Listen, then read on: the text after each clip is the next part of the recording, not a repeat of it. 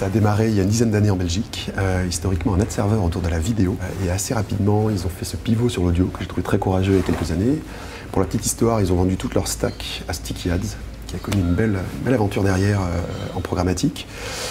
Donc un serveur audio, puis un SSP audio, puis un DSP.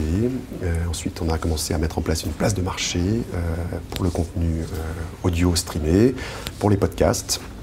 Donc c'est maintenant la chaîne complète qui est établie par AdsWiz en audio. Donc deux rachats, le premier par Pandora, qui est le Spotify un petit peu américain, qui elle-même s'est fait racheter par SiriusXM, qui est un diffuseur de contenu audio par satellite pour les voitures. Alors le marché est jeune, au niveau des usages, on l'a vu, c'est en train d'aller très très vite. Il y a un transfert des usages d'un contenu linéaire, principalement FM, vers un contenu digital. De fait, il faut monétiser ce contenu. Donc on a un mélange de players, d'acteurs anciens sur ce secteur-là et d'acteurs nouveaux à la Deezer ou à la Spotify. AdsWiz est là pour les aider à monétiser. Donc historiquement, c'est vraiment un SSP qu'on a plugué à la plupart des publishers.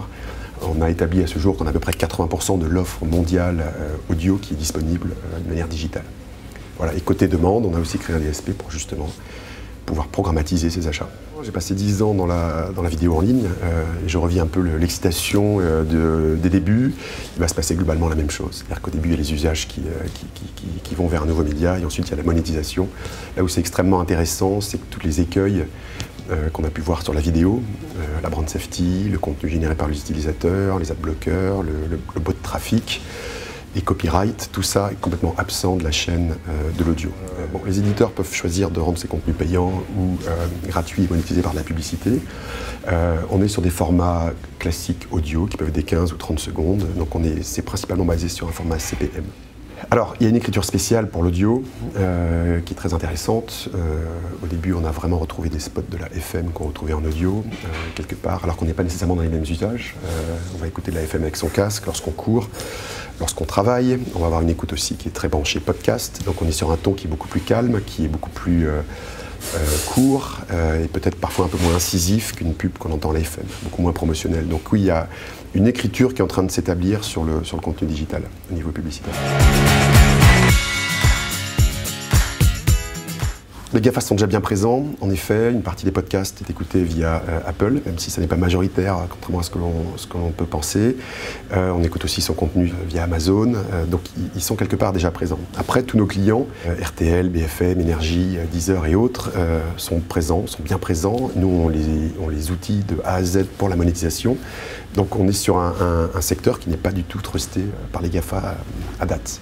Ce qui est extrêmement intéressant, c'est que justement AdsWiz est là, s'est positionné assez rapidement pour aider tous ces éditeurs à monétiser.